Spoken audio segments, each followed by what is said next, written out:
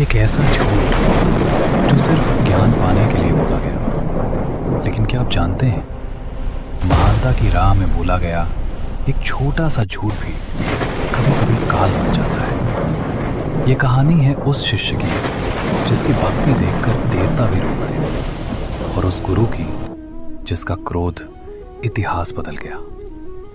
द्रोण से ठुकराए जाने के बाद कर्ण पहुंचा उस गुरु के पास जो काल का भी काल था, भगवान परशुराम।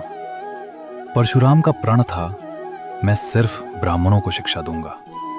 कर्ण को पता था, अगर यहां भी सच बोला तो ज्ञान का द्वार हमेशा के लिए बंद हो जाएगा।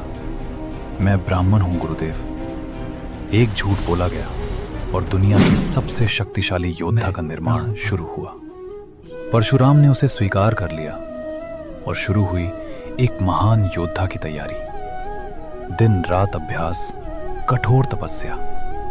कर्ण हर विद्या में असाधारण साबित हुआ। परशुराम भी समझ गए, ये कोई साधारण शिष्य नहीं। उन्होंने कर्ण को अपने सबसे प्रिय शिष्यों में शामिल कर लिया। उसे सिखाई सबसे शक्तिशाली विद्या।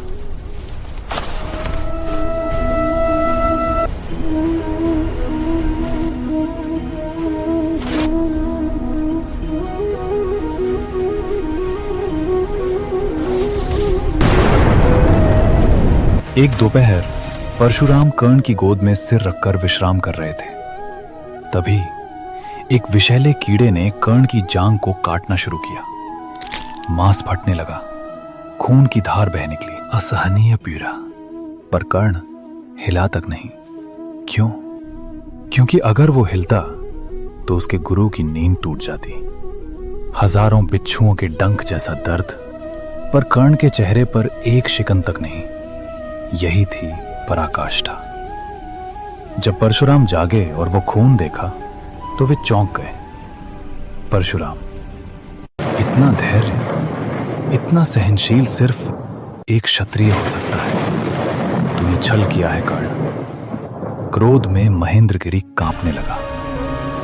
परशुराम, जा, जिस विद्या के लिए तूने मुझसे झूठ बोला, जब तुझे इसकी सबसे ज्यादा जरूरत होगी तू इसे भूल जाएगा। एक श्राप जिसने कुरुक्षेत्र का अंत लिख दिया। कर्ण को ज्ञान तो मिला, पर उसकी कीमत उसे अपनी जान देकर चुकानी पड़ी। सवाल यह है, क्या कर्ण का झूठ गलत था, या द्रोण का वो नकार जिसने उसे झूठ बोलने पर मजबूर किया? अपनी राय कमेंट्स में जरूर लिखें।